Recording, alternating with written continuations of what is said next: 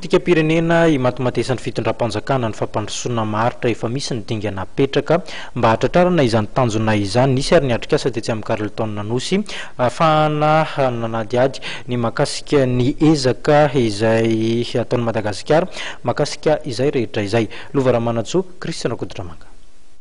Efa napetraka ho politika pirenena ny fampandrosoana maharitra. Manoloana zany dia nisokatra io maraina io tetsy amin'ny Hôtel Carleton Nosy niatrikasa mikasika ny fanadihadiana izay mety ho filana sy fankatoavana ny paikady hanamafisana ny fahaiza-manao Madagasikara.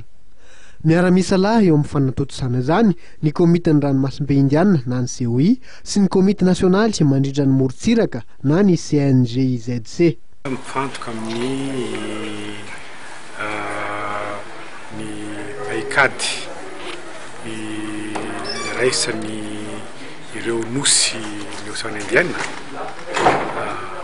fa paikaditsika koa eto Madagasikara entsika miatrika ny atao hoe fampandrosoana maharitra. Misy toe-javatra mitovy zany iraisan'ireo nosy zay eto amin'ny faritry ny Océan Indien Madagasikara anisan'izay zany.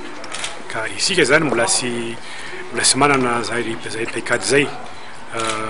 Fantatsika fa tamin'ny taondasa nisy an'le hoe les conférences de la terre na Rio+20 zay nametraka résolution maromaro zay tokony ampiary ny firenena rehetra zay nanatrika aniny Rio+20 ary Madagasikara anisan'izay.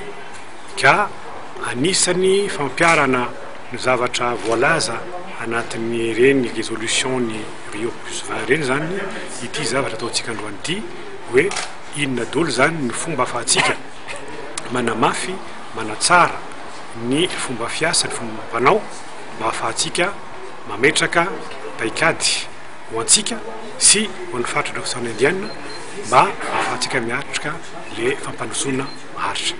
Tafiditra indrindra ao anatin'ilay tetikasa Islands izay vatsiny votrina Europeana vola amin'ny tetina 370 euro ity ny vorian'androany sy raha apitso ity.